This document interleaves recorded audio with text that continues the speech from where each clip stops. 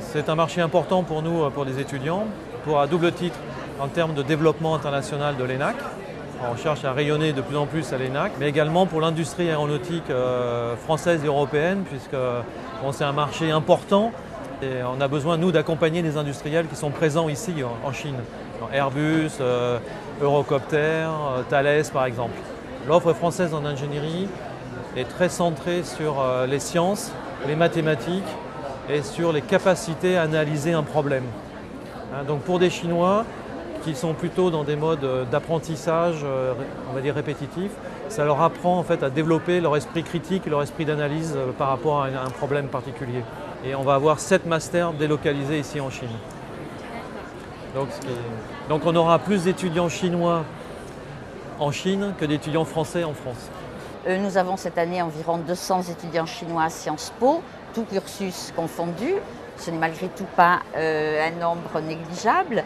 Les Chinois sont la 3e population étudiante de Sciences Po aujourd'hui. Nous avons beaucoup de concurrence bien sûr, d'abord parce que la Chine pendant des années a regardé essentiellement vers les USA, un petit peu vers le Royaume-Uni, mais surtout vers les USA. Heureusement, c'est petit à petit en train de changer. De plus en plus d'étudiants chinois s'intéressent au cursus en Europe. Et là, par rapport aux autres universités européennes, nous nous démarquons d'abord par une offre très spécifique en sciences sociales, par une image d'excellence qui est connue en Chine, je crois, aujourd'hui, maintenant, avec nos diplômés comme donc président de la République, ou Premier ministre, ou secrétaire général des Nations Unies, ou PDG de grandes compagnies françaises multinationales. Tu vois, prendre le journalisme, c'est bien parce que souvent il y a des manifestations en France et surtout maintenant le AMP, le renminbi est beaucoup plus cher, donc c'est bien d'aller en Europe. J'étais plusieurs fois en France. Je trouve là, c'est quand même l'origine de droit, de l'histoire et tout ça, donc philosophie, donc je voulais aller en France.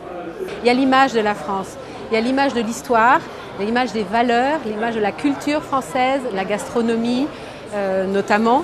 Et je pense que les étudiants chinois sont très sensibles à cet ensemble de valeurs et de spécificités, on va dire, de la culture française. Il faut savoir qu'aujourd'hui, la communauté des étudiants chinois en France représente la 2e communauté derrière les Marocains. Donc traditionnellement, on accueille les étudiants chinois et on souhaite, ça a été annoncé par le nouveau gouvernement Hollande, renforcer encore les flux vers la France, qui sont aujourd'hui de l'ordre de 35 000 étudiants chinois qui font leurs études en France. Et on souhaite, d'ici 2 ans, augmenter ces flux à 50 000.